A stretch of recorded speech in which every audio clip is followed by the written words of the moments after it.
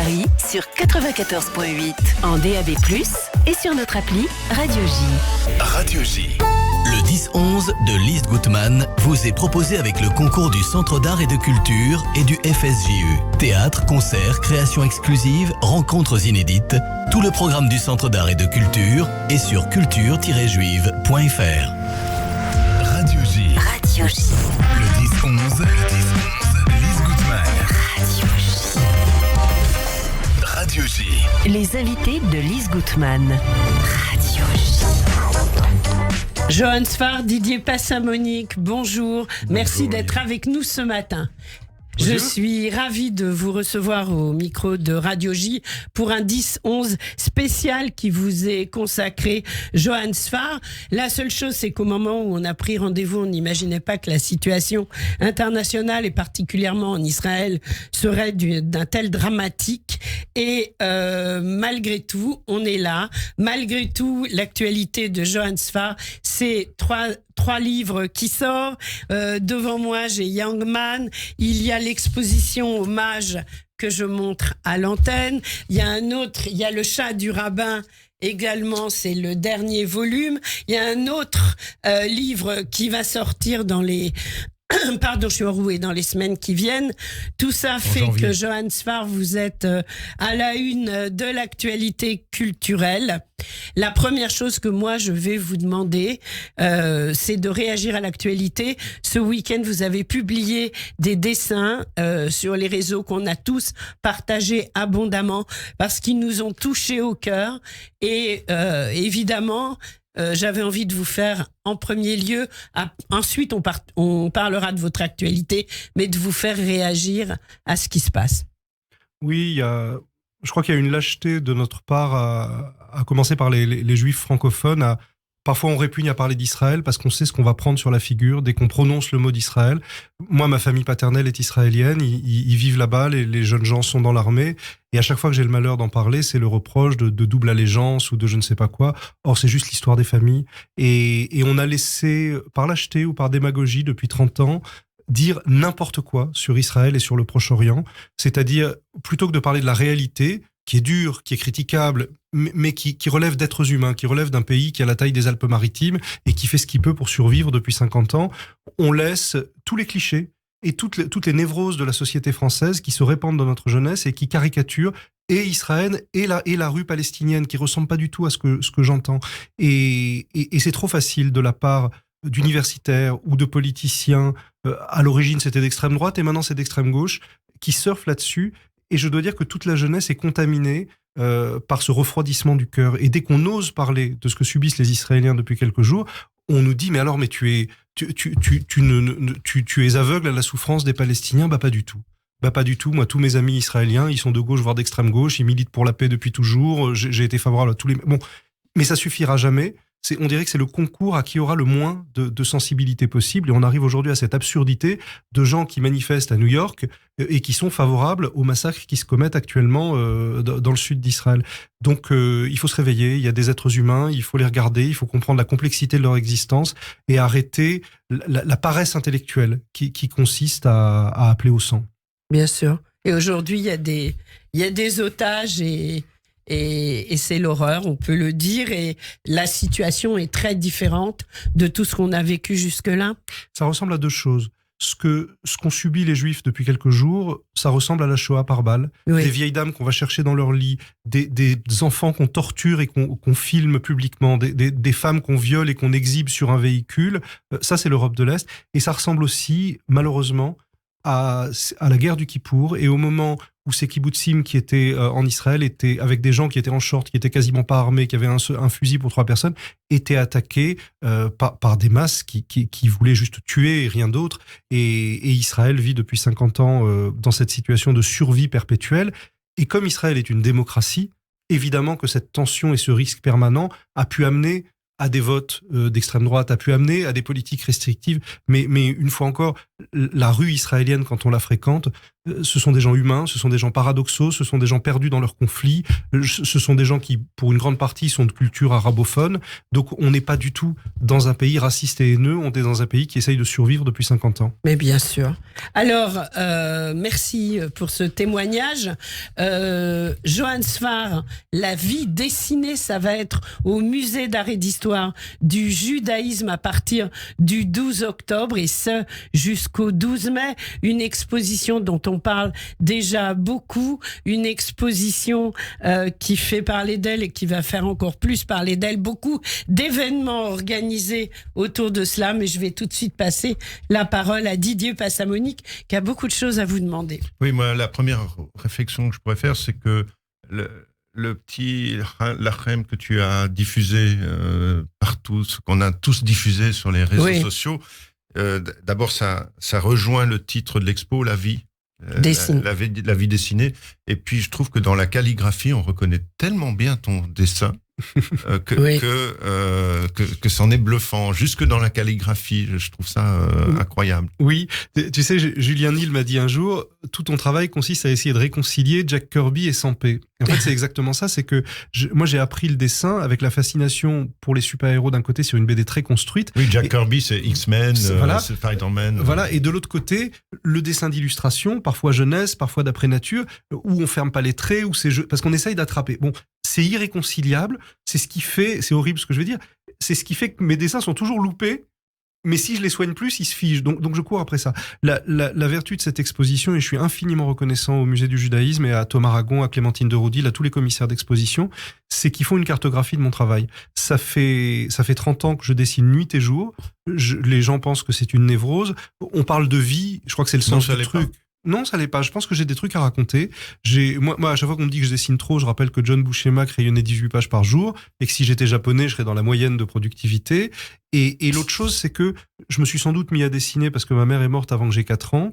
Et il y a eu les cadavres, les squelettes, les autopsies. J'ai eu la passion de la mort. Et quand je dis le dessin, c'est la vie, c'est mes profs de morphologie qui m'ont sauvé. Ils m'ont dit, mais vous arrêtez avec les squelettes, vous dessinez les gens qui marchent dans la rue, vous dessinez les enfants, vous dessinez les animaux. Et tout mon travail, c'est un combat pour aller du côté de la vie, du côté de la légèreté, du côté presque de ce qu'on apprécie dans la musique de jazz. Et c'est vrai que chez le dessinateur, il y a un côté, on est presque dans un cercueil, on est seul chez nous, on sort pas, on part pas, machin. Donc tirer le dessin vers la joie qu'on peut avoir quand on fait de la musique, c'est ça mon boulot. Alors, on est au Musée d'art et d'histoire du judaïsme et au fond, chez toi, tout part de Nice. Votre ville d'enfance. Voilà, et on évoque des juifs paradoxaux qui sont souvent présents dans votre œuvre, Albert Cohen, Joseph Kossel, Romain Gary. Alors, quel juif paradoxal êtes-vous, Johan Sfar ?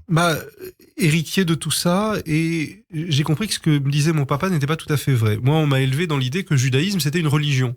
C'est embêtant parce que je suis pas très croyant, donc si c'est qu'une religion, je suis pas très juif. Oui. Le jour où on se réveille et on se dit non, c'est un peuple, non, c'est une culture, non, c'est une des voies européennes et c'est une des voies pour participer à la conversation. Moi, ça m'intéresse d'être juif si c'est pour parler avec les autres. Si c'est pour m'enfermer, ça m'intéresse pas. Et le musée d'art et d'histoire du judaïsme, il est extraordinaire parce qu'il fait le pari d'un judaïsme culturel, d'un judaïsme, j'allais dire presque de sciences humaines ou de commentaires du réel, dans lequel j'espère qu'on va tous se retrouver. L'expo, elle a été montée en combien de temps ? C'est beaucoup de travail. Ils m'ont appelé il y a 1 an. Oui. Il y a une jeune femme, Manon Kelbez, qui a classé mes archives pendant 3 mois. Puis Clémentine de Roudil et Thomas Ragon ont travaillé avec les gens du musée et ils ont. Je suis très heureux de dire que j'ai rien fait du tout pour cette exposition. C'est-à-dire que ce que vous allez voir, c'est leur œuvre. Ils ont proposé un parcours dans. C'est leur œuvre sur votre œuvre quand même. Oui, mais c'est comme s'ils avaient fait le montage du film. C'est-à-dire qu'ils ont essayé de donner du sens et des correspondances auxquelles moi j'avais parfois pas pensé. Je suis très touché du fait qu'ils aient mis mes carnets autobiographiques au milieu. Mes carnets ont un statut assez particulier. Didier en parle beaucoup et il en parle très bien. Ce sont des carnets qui depuis toujours sont faits pour être publiés. Donc si c'est un journal... C'est Youngman, c'est alors ça. Celui-là non. Celui-là c'est le seul qui n'en est pas un. Parce que mes carnets, c'est un journal, mais pas au sens journal intime, au sens journal, j'allais dire Nice Matin. C'est fait pour être publié, c'est fait pour parler aux gens. À l'époque, j'aurais fait un blog si les blogs avaient existé. Celui qui change, c'est celui-là. On a retrouvé mes dessins de quand j'avais entre 18 et 30 ans. Donc là, je savais pas que je serais lu. Alors, je suis horrible. Je dis, les rares éditeurs qui acceptent de me recevoir, je les insulte parce qu'évidemment, ils veulent pas me publier.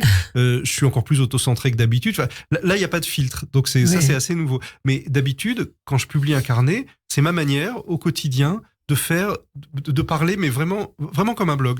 Bien sûr. Alors, en quoi Nice joue-t-elle une place importante dans votre œuvre ? C'est la ville du chat du rabbin, parce que j'ai jamais mis un pied en Algérie. Donc j'ai grandi avec les récits de ma grand-mère paternelle et j'habillais ça avec ce que je voyais de Nice. Et il a fallu que Nice soit assez loin pour que je puisse vraiment la mettre en bande dessinée. La synagogue que j'ai sortie l'an dernier et Les Idolâtres qui arrivent en janvier, Nice est assez loin, l'enfance est assez loin pour que ça devienne un récit historique et pour que la reconstruction soit pas trop littérale. Mais c'est vrai que c'est formidable d'avoir ce souvenir familial de l'Algérie, d'y avoir jamais été et de se dire, ça pour l'imaginaire c'est formidable, pour se dire c'est l'autre côté de la mer. J'ai grandi en voyant la mer et je savais qu'on venait de l'autre côté. Et vous êtes déjà allé de l'autre côté ? M-E-R-E. Ah, alors là, si Marc Alain Waknin était là, il serait très content de ce type de... Oui. Et vous n'y êtes jamais allé en Algérie ? Non, mais j'ai l'intention d'y aller. J'ai l'intention d'y aller parce que j'ai beaucoup d'amis algériens, et dans la musique, et dans la littérature, et dans tout. Et je suis très proche de Baya Kasmi. Et Baya me dit, mais c'est pas possible que tu arrêtes pas avec ton chat du rabbin et que tu ailles pas en Algérie. Alors j'ai dit, oui, mais tu sais, les officiels algériens, ils m'aiment pas beaucoup. Ils font des festivals, ils m'invitent jamais. Il dit, mais les officiels, on s'en fout, les Algériens, ils te lisent. J'ai dit, bon, on va y aller. Et je lui ai dit, c'est pas dangereux. Elle m'a dit, beaucoup moins que Paris. J'ai dit, alors on va y aller. Écoutez, vous nous tiendrez en tous les cas au courant. Il y aura certainement un carnet de voyage d'ailleurs. Il y a moyen. Alors, cette expo, elle montre une chose. D'abord, effectivement, l'étendue de la production. Il y a 300 œuvres et donc il faut qu'on commence à expliquer aux gens par où il faut rentrer. Et puis surtout, ce qu'elle montre, c'est la modernité. C'est à quel point Johann Sfar est un acteur essentiel et moderne d'aujourd'hui. Un marqueur de cette modernité, c'est que il n'y a pas que la bande dessinée dans la vie, il y a des romans, il y a le cinéma, il y a une appétence pour la littérature de genre, pour le jeu de rôle. Tout ça se retrouve dans ton travail et on oublie cette modernité et on la découvre là, je trouve. Pour découvrir la modernité, ça va être dans 1 minute, juste après la pub. À tout de suite. Radio J. Votre programme revient dans moins d'1 minute. Radio J. 14h, 15h. Le grand journal, Steve Nadjar. Je vous attends tous les après-midi à 14h dans le Grand Journal. 1 heure de décryptage en direct de l'actualité en Israël, en France et dans le monde. Le Grand Journal, 14h, 15h. À tout à l'heure. Radio J. Les violences conjugales sont inacceptables. Vous êtes victime ou témoin de violences conjugales ? Noah Osez le dire est une ligne d'écoute anonyme, confidentielle et gratuite, ouverte du lundi au jeudi de 10h à 16h au 01 47 07 39 55. En dehors de ces horaires, laissez-nous un message ou un mail à noahosezledire@hotmail.fr. Nous sommes là pour vous. Pour que l'année soit belle et douce pour tous, vous aussi, mobilisez-vous. Pensez à l'OSER et apportez votre aide aux enfants, aux personnes âgées, aux personnes handicapées. L'OSER, 111 ans d'histoire, est toujours à vos côtés. Soutenez l'OSER en adressant vos dons par chèque à OSER, 117 rue du Faubourg du Temple, Paris 10e, ou sur oser-france.org. Shana Tova Umetuka, Chag Sameach.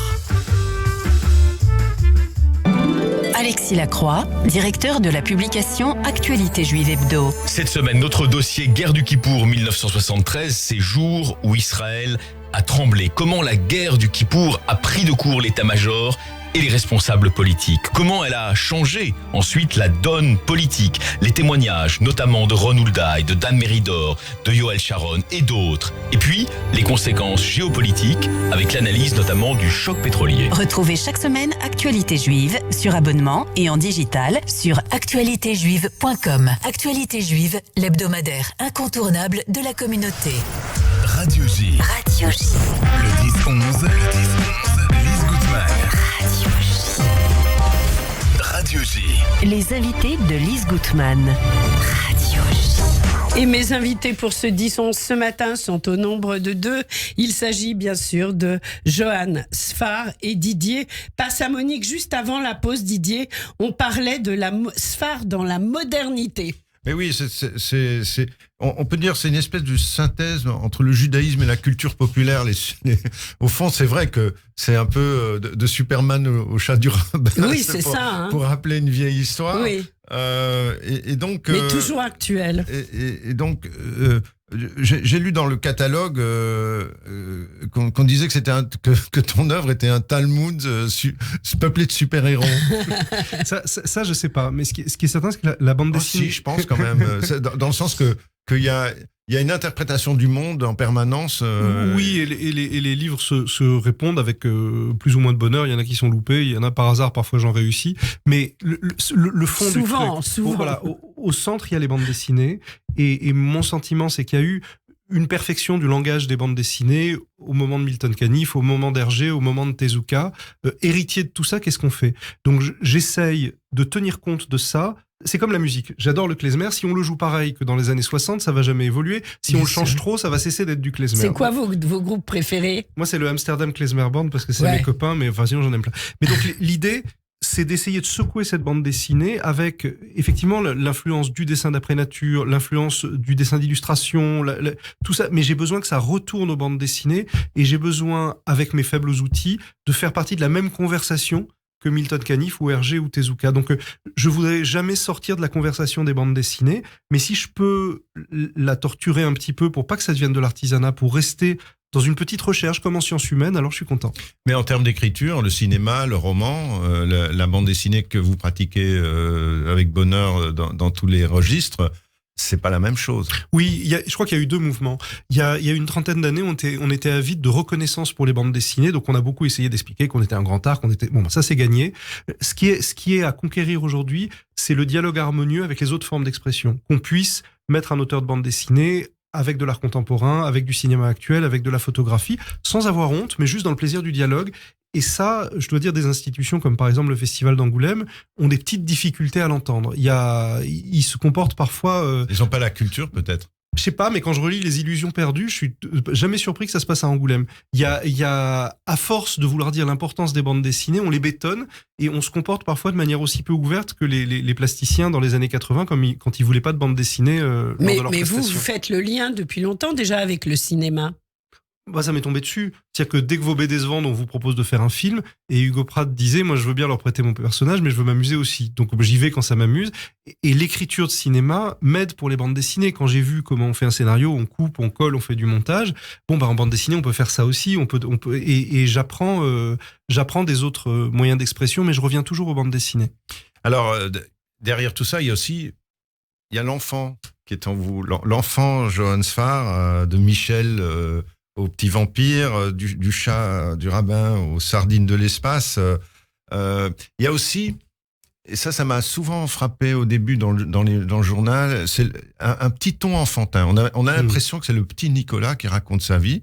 Est-ce que le fait de devenir père, ça a changé le ton? Non, c'est quand je devais gagner ma vie au début et je bossais pour Bayard et Fleurus, et dès le début, il faut être compris. Quand c'est vrai pour les gars, mais c'est là que tu apprends ton métier. C'est là que tout d'un coup, si c'est mal fait, ils vont pas comprendre. Ce qu'il y a de formidable chez les enfants, c'est que si ça les ennuie, ils ferment tout de suite le livre. Et donc, on apprend à s'adresser. Riyad Satouf dit, je fais des livres pour que ma grand-mère les comprenne. Moi, je fais des livres pour que mes enfants les comprennent. Mais c'est la même chose. On a envie que le travail, c'est comme au théâtre. Si c'est facile à regarder, c'est que le metteur en scène a bien travaillé. Bien sûr. Et l'autre chose, c'est que on est construit par ces lectures d'enfance. Et moi, je mesure à quel point, quand je réouvre un Barba Papa aujourd'hui, parce que j'ai un fils de 3 ans et demi, la magie des dessins de Taylus Taylor. Et alors oui, quand j'étais petit, j'arrivais pas à copier Astérix ou Lucky Luke. Donc quand j'ai inventé Petit Vampire ou Sardine de l'espace, j'ai voulu qu'il soit facile à copier. Il peut y avoir des personnages difficiles, par exemple le Capitaine des Morts, il est difficile à copier. Mais Petit Vampire, il faut que n'importe quel gamin puisse le faire. Bien ça, sûr. J'ai appris, chez Tom Tom et Nana aussi, j'ai appris ça. Alors là, ça nous fait une passerelle directe. On avait envie de parler avec vous de transmission, parce que finalement, la transmission, elle est au cœur de votre œuvre. Dans un paradoxe, sous toutes ses facettes. Dans un paradoxe pas possible, puisque moi, ma famille maternelle, ce sont des Ashkénazes anticléricaux, oui. À cause de la Shoah, à cause de 1000 autres choses. Et ma famille paternelle, ce sont des juifs traditionnels d'Algérie. J'ai 3 enfants. Je crois pas qu'ils se considèrent comme juifs. Je crois qu'ils se considèrent comme de culture juive. Je crois qu'ils adorent les choses juives. Pas qu'ils aillent à la synagogue. Enfin, il y en a un qui a 3 ans et demi, je pourrais le forcer si je voulais. Mais j'ai une manière très bizarre de transmettre sans transmettre. Je sais pas si je la recommande, mais j'ai pas su faire autrement. Je pense pas seulement à la transmission familiale.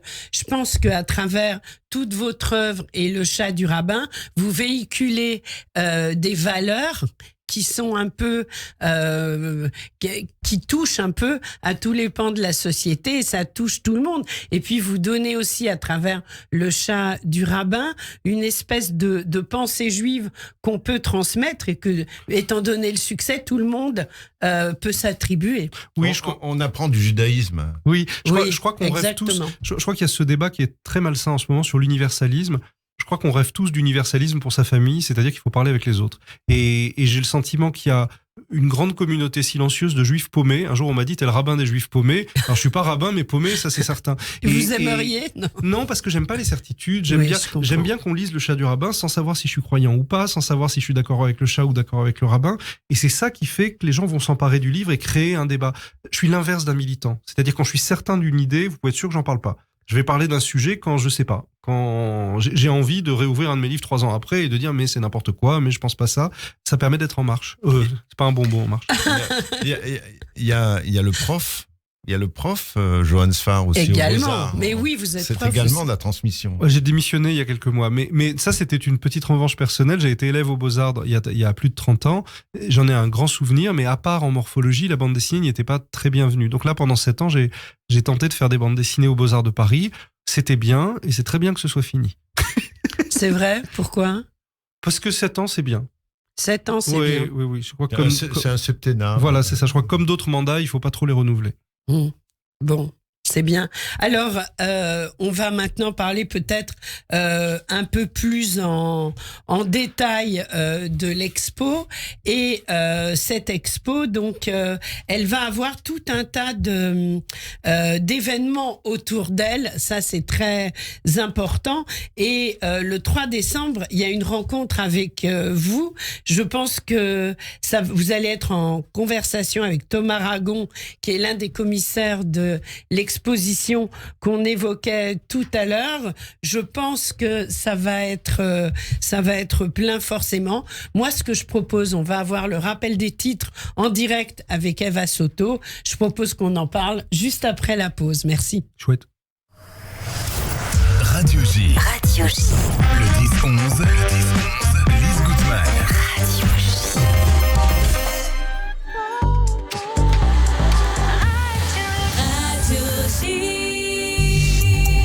Il est 10h29 et des poussières. Tout de suite, c'est le rappel des titres avec Eva Soto. Eva, bonjour. Bonjour Lise, bonjour à toutes et à tous. À la une de l'actualité, les combats se poursuivent ce matin dans des kibboutz frontaliers avec la bande de Gaza. Les terroristes continuent de franchir la frontière.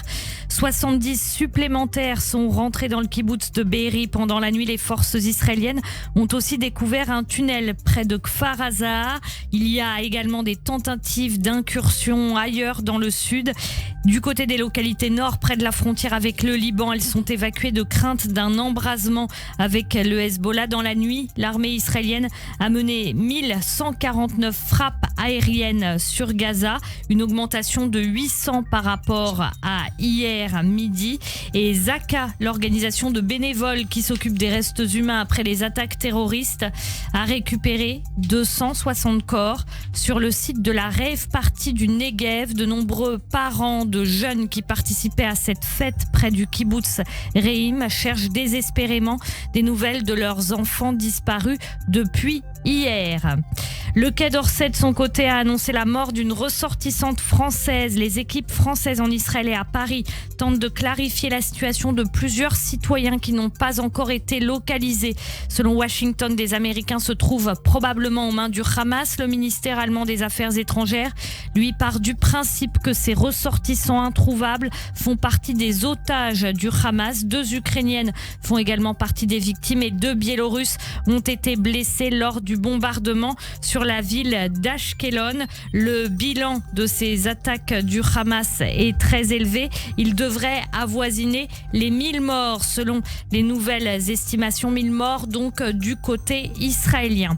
À Paris, le CRIF, les institutions juives et tous les amis d'Israël appellent à une marche de solidarité avec Israël et les Israéliens frappés par le Hamas. Le rendez-vous est fixé à 18h30 à Paris dans le 16e pour un départ place Victor Hugo. La marche se poursuivra jusqu'à la place du Trocadéro où la Tour Eiffel s'illuminera à 20h aux couleurs d'Israël.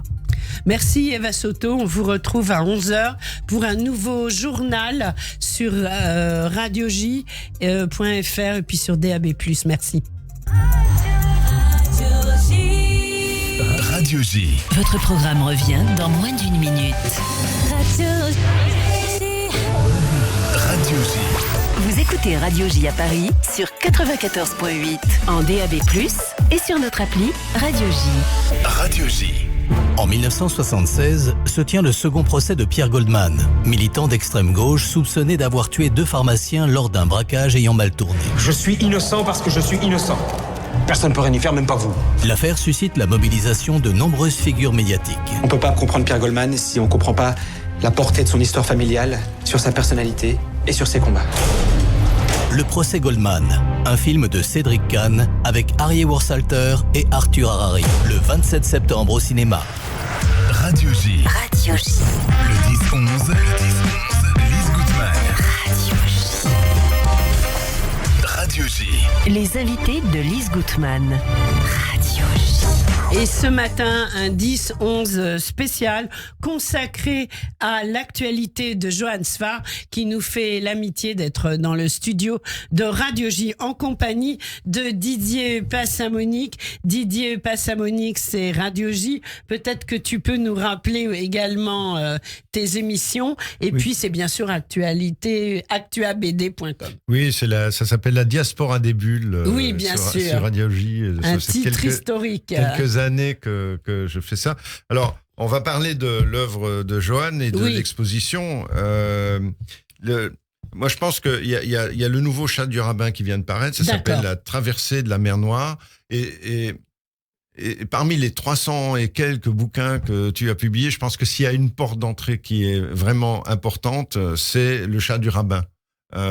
Et là, je voudrais dire d'entrée que il faut se méfier de Johan Sfar, parce que comme ça, c'est un personnage qui a l'air comme ça, un peu décousu, qui fait des croquis en direct, qui a toujours une. Là, il les fait pas aujourd'hui d'habitude. Oui, mais Johan, voilà. Et lui-même, crayon papier, si vous avez envie. Et lui-même lui-même, il a une espèce de dessin relâché, on pourrait se dire, qu'il travaille pas beaucoup derrière. En fait, c'est faux. Il faut savoir que, notamment dans cet album-ci, il y a un vrai travail de documentation, il y a une vraie réflexion. Le Chat du rabbin, c'est vraiment la meilleure porte d'entrée pour l'œuvre de Johan Sfar parce que c'est un pile-poule, en fait. Bien sûr. Quand il parle de parler avec les autres et de la conversation, c'est vraiment un pile-poule.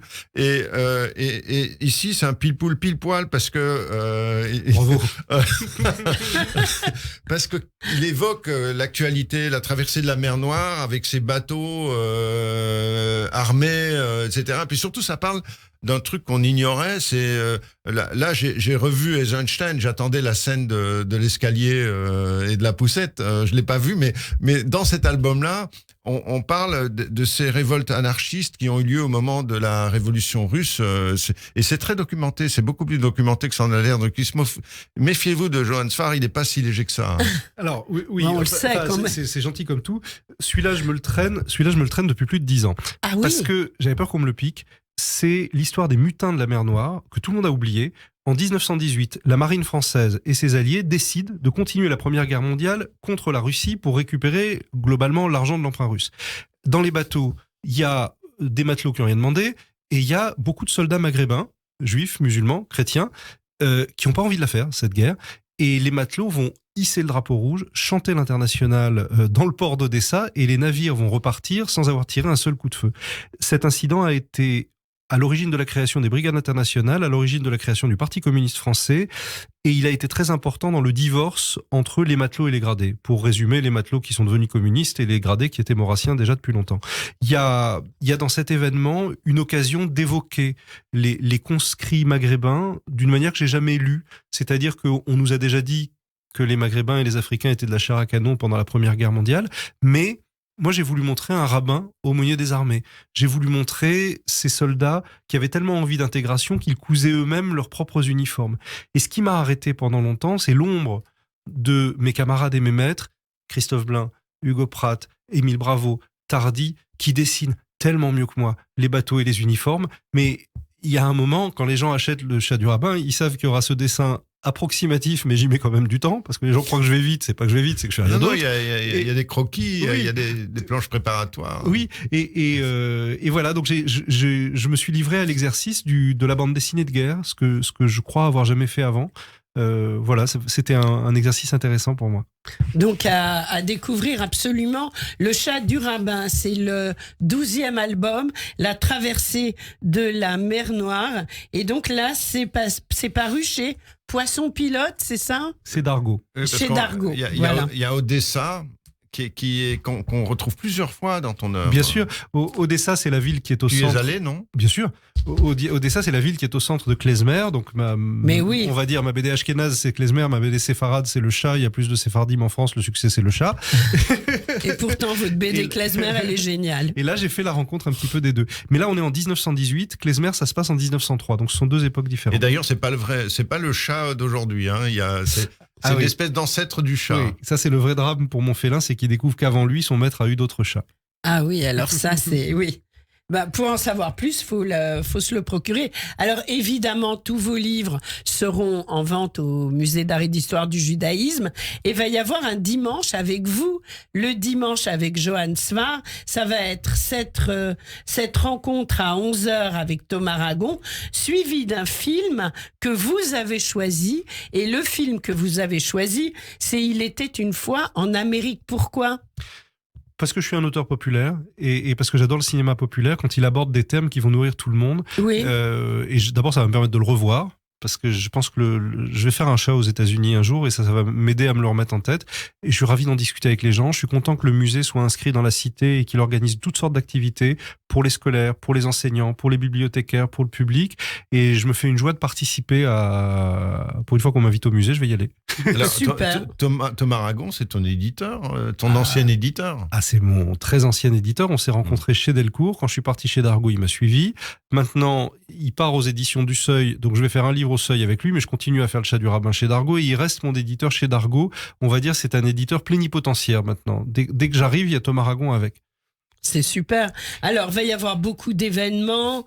Va y avoir une conférence qui s'intitule en l'absence de Passin. Pasquine, pardon. Je me disais que je le prononçais mal.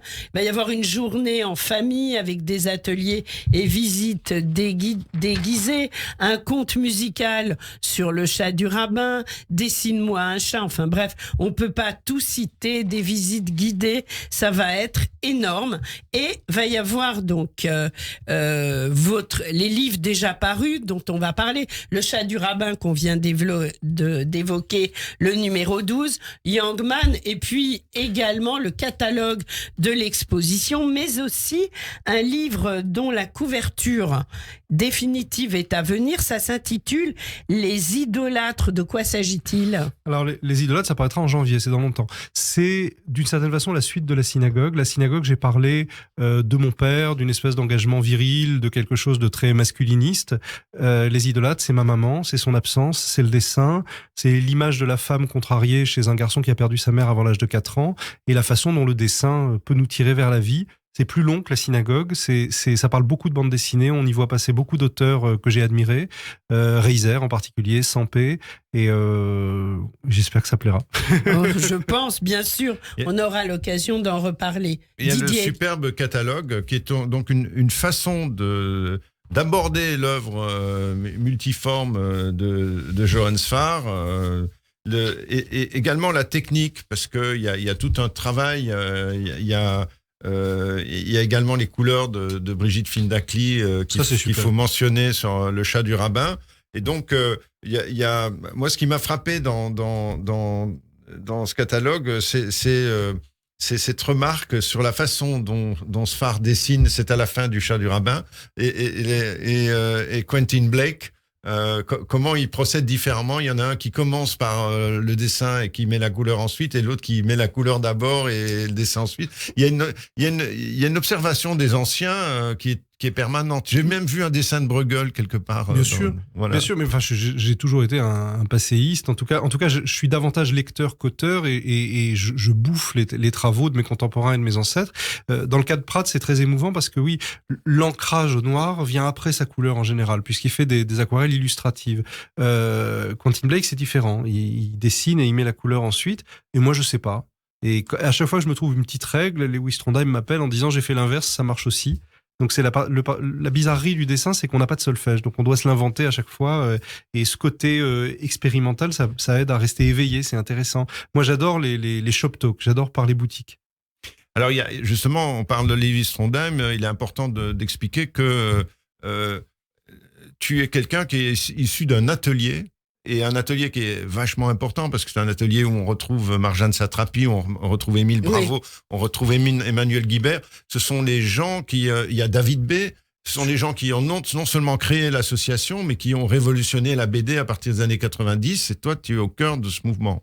Je suis pas du tout fondateur. Je suis arrivé 1 an après la création de l'association. Il y a eu 3 ateliers. Il y a eu l'atelier Nawak, l'atelier des Vosges et la SNBD qui m'ont permis de côtoyer une vingtaine d'autrices et d'auteurs on a réussi à pas se disputer. Ça reste mes meilleurs amis et qui m'influencent en permanence. Quand j'ai un coup de fil de l'un ou de l'autre pour parler de mon travail, je sais que je suis susceptible de prendre cher et je peux pas vivre sans eux. J'ai retrouvé Marjane. On s'était pas vu depuis 2 ans. On s'est retrouvés il y a quelques semaines. C'était extraordinaire. À chaque fois que je vois Lewis, elle a une belle actualité. Marjane qui est extrêmement courageuse, qui est partie prenante de la résistance contre les mollahs et qui fait tout ce qu'on peut faire depuis l'étranger pour faire changer les choses. Et c'est étonnant de voir comment les bandes dessinées créent, j'allais dire la fraternité, on s'en fout, créent de l'amour et de l'intelligence. J'ai eu la chance, grâce à la France, grâce au Creuset français, de rencontrer des dessinatrices et des dessinateurs de toutes les cultures, de toutes les religions. Et c'est extraordinaire comment, grâce au dessin, comme si on mangeait ensemble, tout nous semble, je dirais pas simple, mais en tout cas surmontable.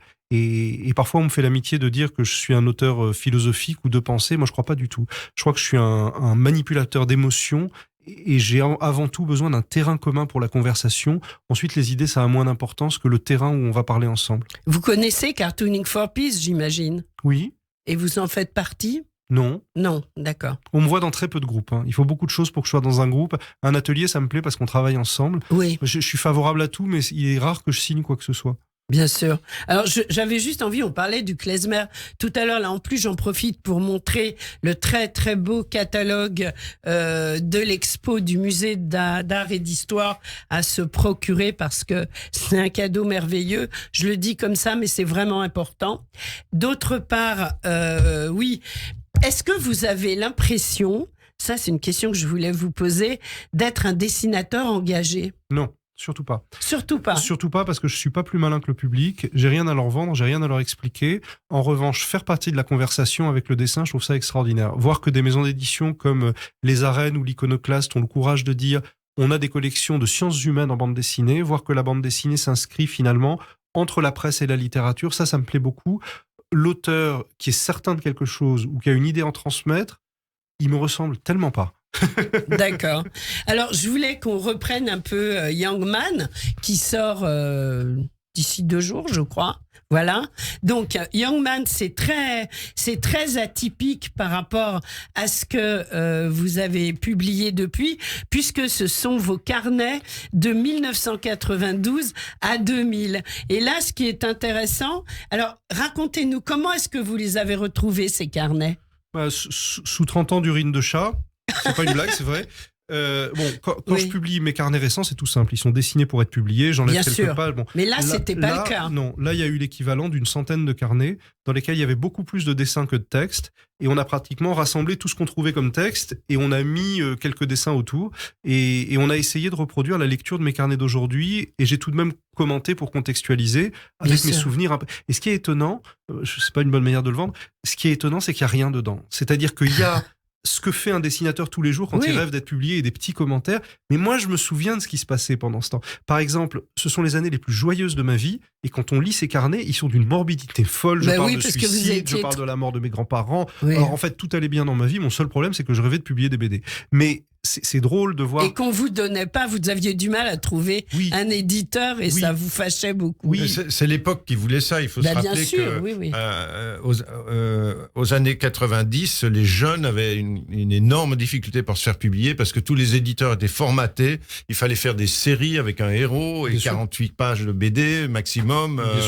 Et l'association, donc les amis de Johann Sfar qui ont créé l'association, ont révolutionné la BD justement en cassant les codes et en faisant en sorte qu'elle se rapproche justement de la littérature. Oui, mais avec l'orgueil des créateurs de l'association, je répète, dont je fais pas partie. Je suis arrivé un an après, c'était l'orgueil du désespoir. David Bell disait très clairement, il disait mais nous on faisait du noir et blanc parce qu'on pouvait pas se payer la couleur et on s'est mis ensemble parce que personne d'autre voulait nous publier. Et après le génie de Jean-Christophe Menu, qui est un fan d'André Breton, c'est de transformer ça en manifeste. Mais la réalité, c'était le groupement de jeunes gens.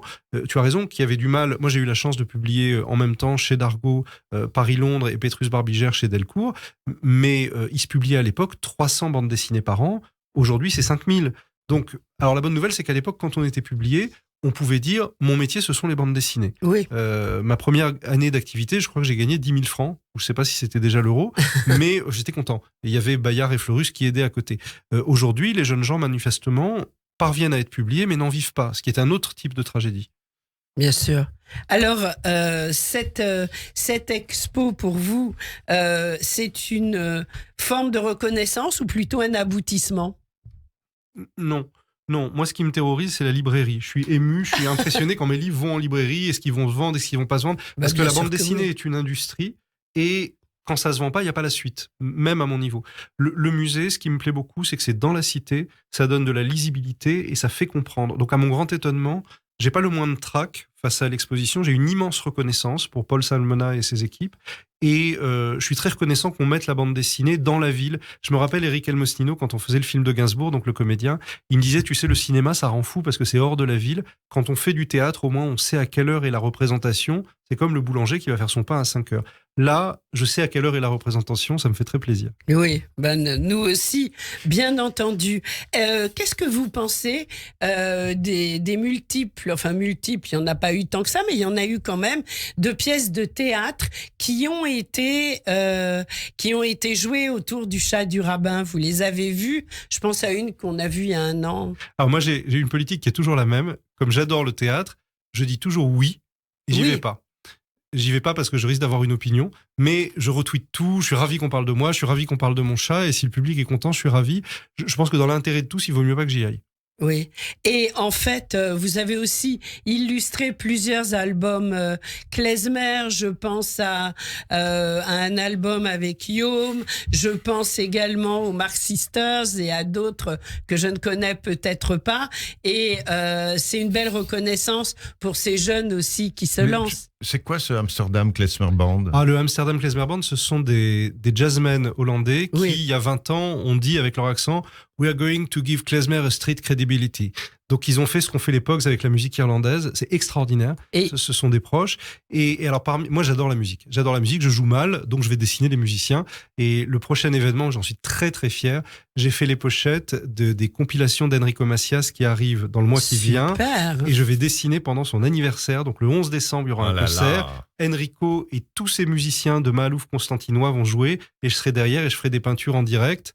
Et je suis heureux de fêter l'anniversaire d'Enrico. Nous, on est heureux aussi parce que on l'adore. Et je voulais dire que l'Amsterdam Klezmer Band est venu ces dernières années plusieurs fois à Paris, entre autres dans le cadre de Jazz and Klezmer qui revient au mois de novembre. Voilà. Et puis là, on a la musique du chat du rabbin. Oui. Bravo. On va écouter un peu alors.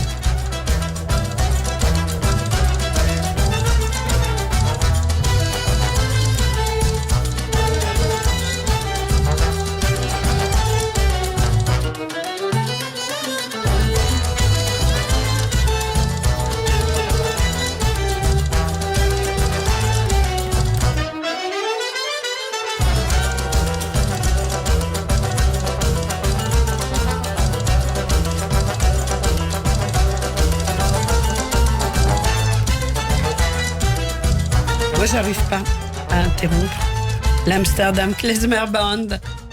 Johan, ça vous fait plaisir, ça vous rappelle des choses? Oui, c'est mes copains, c'est difficile de pas sautiller quand on écoute ça. Oui, évidemment. Vous les avez vus à Paris la dernière fois? Je les ai vus, ce sont mes amis, on se voit souvent. C'est des vrais Hollandais? C'est des vrais Hollandais. Ils sont c'est des vrais Hollandais. Sauf le chanteur, sauf le chanteur qui vient d'Odessa. Exact, c'est vrai. Ils sont formidables. Ils sont extra. Moi, je les adore aussi. La prochaine fois qu'ils viennent à Paris, vous venez avec eux nous les présenter en studio. On sera absolument ravis. Et puis ça permet juste de rajouter une petite note, c'est que le dessin de Johan Sfar est musical lui aussi. J'aimerais bien. Vous écoutez beaucoup de musique, vous êtes à la recherche ou on vient vous chercher pour les nouveaux disques klezmer ou autres? Non, j'écoute parents musiciens quand même. Oui, ma maman était chanteuse pop, elle a été élue Mademoiselle H-Tendre, elle a fait des photos avec Claude François, des disques chez Eddie Barclay, et mon papa a été pianiste de bal et de bordel en Algérie. Il a été brièvement le pianiste du Sphinx d'Alger, ce qui est pas rien, et il composait les chansons de ma maman.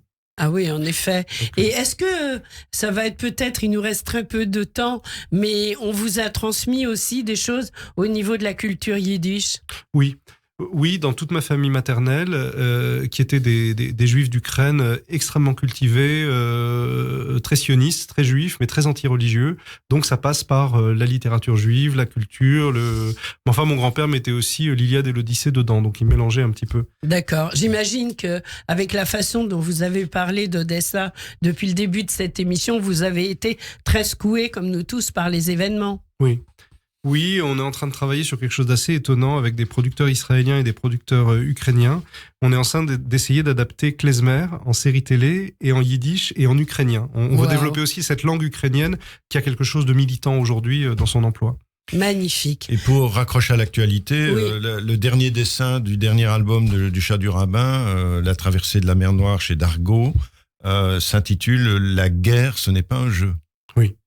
Oui, la joie que peuvent avoir les gens de loin sur les réseaux sociaux face à un massacre, c'est quelque chose qu'on doit soigner parce que c'est le signe d'un désastre mental.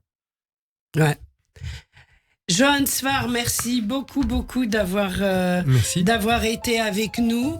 Merci d'avoir réagi à l'actualité comme on vous l'a demandé.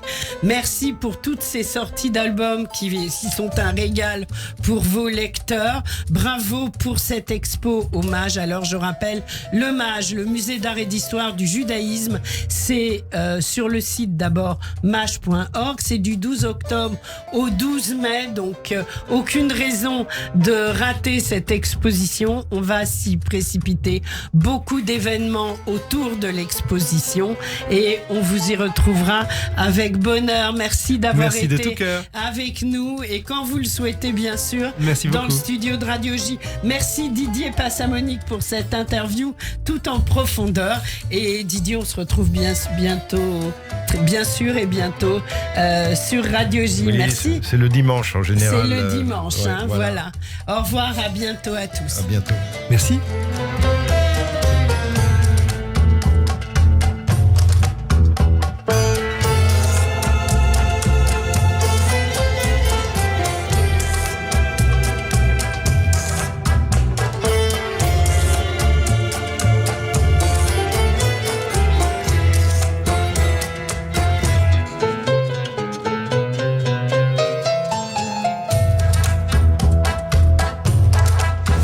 Radio J. Votre programme revient dans moins d'une minute. Radio J. 14h, 15h. Le grand journal, Steve Nadjar. Je vous attends tous les après-midi à 14h dans le Grand Journal. Une heure de décryptage en direct de l'actualité en Israël, en France et dans le monde. Le Grand Journal, 14h, 15h. À tout à l'heure. Radio J. Chers auditeurs, je suis Victor Vince, directeur général du Magen David Adom. En ce moment crucial, Israël est confronté à de multiples défis. Chaque instant compte pour sauver des vies. Rejoignez-nous dans cette lutte vitale. Votre don au Magen David Adom soutiendra nos équipes médicales et de secours qui bravent tous les dangers pour protéger et soigner les citoyens d'Israël. Pour faire votre don, mda-france.org ou MDA France, 40 rue de Liège, Paris. MDA France, association au service de la vie. Le 10-11 de Lise Gutmann vous a été proposé avec le concours du Centre d'art et de culture et du FSJU. Le Centre d'art et de culture, c'est aussi le Festival de cinéma Diasporama et le Festival Jazz & Klezmer. Toute la programmation est sur culture-juive.fr. Radio J. Radio J. Le 10-11, Lise Gutmann. Radio J.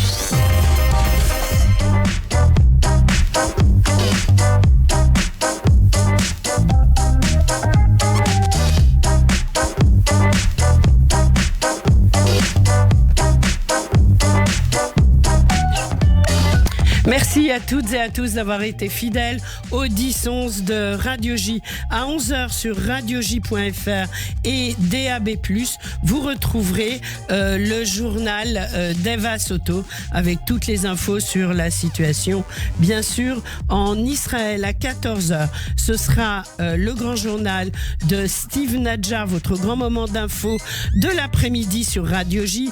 Une édition spéciale jusqu'à 16h30 en direct au plus près de la guerre en Israël. Steve Nadjar recevra notamment Mark Eisenberg, Frédéric Ancel et Ilan Grelzamer qui vous aideront à décrypter la situation géopolitique, diplomatique et politique. Vous écouterez également les chroniques d'Alexis Lacroix, de Pascal Zonshine depuis Jérusalem et du rabbin Michael Azoulay. Rejoignez-nous donc à partir de 14h sur Radio J, un grand journal que vous pouvez suivre également sur radioj.fr et l'application Radio J. J'en profite pour remercier Serge Surpin et toute l'équipe de la réalisation technique. Et quant à moi, je vous retrouve dès demain matin pour un nouveau 10-11. Comme toujours, tout continue en musique et en actualité sur Radio J. Écoutez le spleen du rabbin, c'est la musique du chat du rabbin. Et on remercie encore Didier Passamonique et Johan Sfar.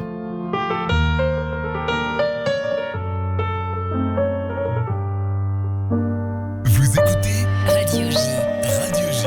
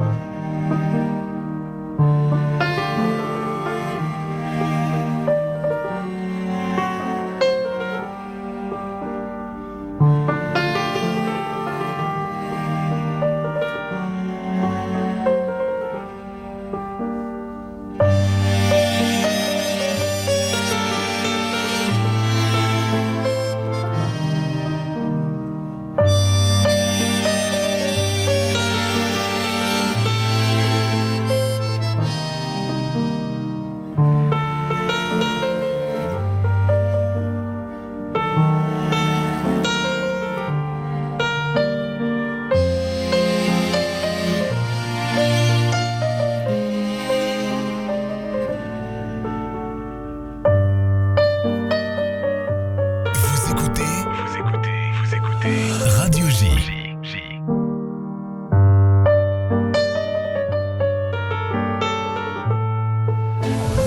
Radio J. Vous écoutez Radio J à Paris sur 94.8 en DAB+, et sur notre appli Radio J. Radio J. Restez informés. Écoutez Radio J.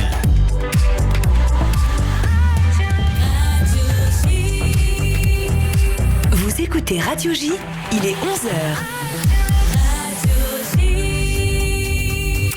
Bonjour à tous, à la une de l'actualité. Les combats se poursuivent dans les kibboutz frontaliers avec Gaza. Des terroristes continuent même de franchir la frontière. En tout cas, 70 supplémentaires sont rentrés dans le kibboutz de Be'eri pendant la nuit. Les forces israéliennes ont aussi découvert un tunnel terroriste près de Kfar Aza. 6 combats sont donc toujours en cours avec le Hamas dans des kibboutz qui bordent Gaza. Il y a aussi eu de nouvelles tentatives d'incursion dans le sud. Les localités du nord, près de la frontière avec le Liban, sont également évacuées de crainte d'un embrasement avec le Hezbollah. Dévaster les capacités du Hamas, c'est l'objectif de Tsahal qui continue à pilonner les sites du groupe terroriste dans la bande de Gaza. L'armée israélienne a mené 1149 frappes aériennes sur Gaza cette nuit, soit une augmentation d'environ 800 depuis hier midi. Et hier soir, Le président de l'État d'Israël s'est adressé à la population.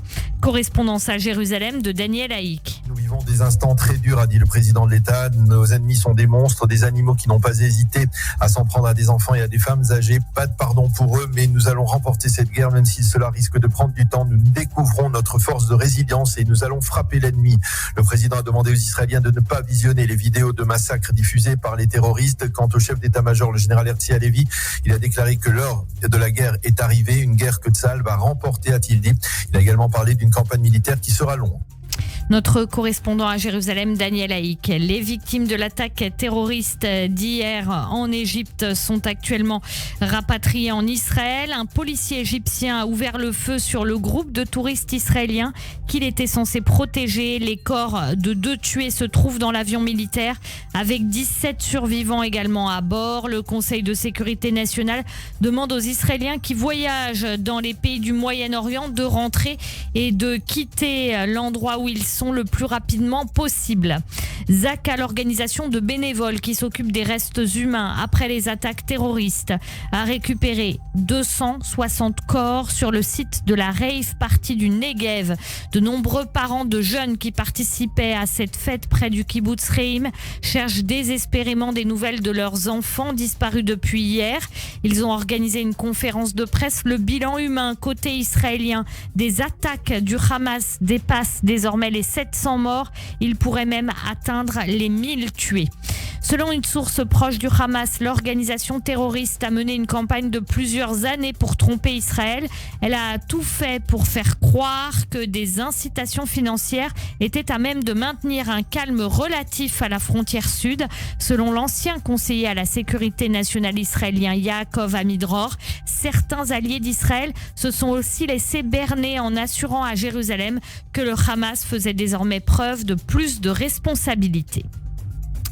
Les États-Unis ont promis leur aide à Israël et joignent le geste à la parole avec un porte-avions américain qui est mobilisé et en route pour le Proche-Orient. Cette nuit, un vol d'El Al en provenance de New York a atterri à Ben Gurion avec des hommes à bord, des réservistes volontaires venus des États-Unis. De son côté, l'historienne Deborah Lipstadt, chargée de l'administration Biden contre l'antisémitisme, affirme que le terrorisme qui a frappé Israël ce week-end est l'attaque la plus meurtrière contre des juifs depuis la Shoah.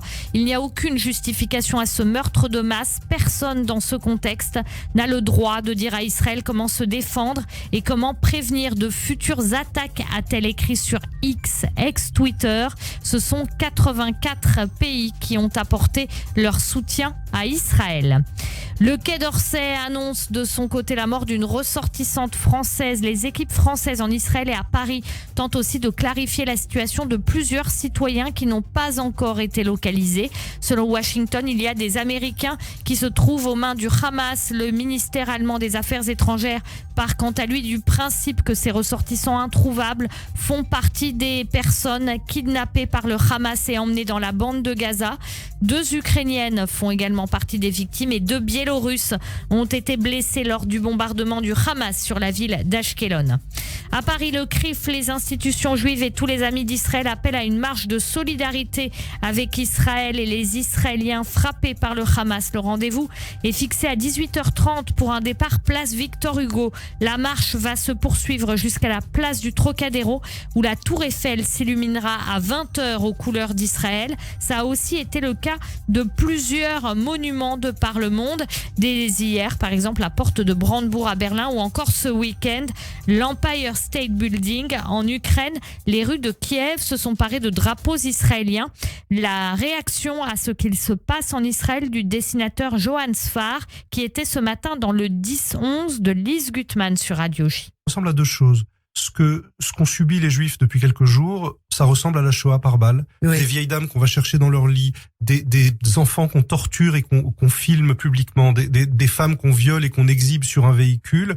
Ça, c'est l'Europe de l'Est. Et ça ressemble aussi, malheureusement, à la guerre du Kippour et au moment où ces kibbutzim qui étaient en Israël étaient avec des gens qui étaient en short, qui étaient quasiment pas armés, qui avaient un fusil pour 3 personnes, étaient attaqués par des masses qui voulaient juste tuer et rien d'autre. Et Israël vit depuis 50 ans dans cette situation de survie perpétuelle. Et comme Israël est une démocratie, évidemment que cette tension et ce risque permanent a pu amener à des votes d'extrême droite, a pu amener à des politiques restrictives. Mais une fois encore, la rue israélienne, quand on la fréquente, ce sont des gens humains, ce sont des gens paradoxaux, ce sont des gens perdus dans leurs conflits, ce sont des gens qui, pour une grande partie, sont de culture arabophone. Donc on n'est pas du tout dans un pays raciste et haineux, on est dans un pays qui essaye de survivre depuis 50 ans. Mais bien sûr. Le dessinateur Johan Sfar ce matin dans le 10-11 de Lise Gutmann sur Radio J.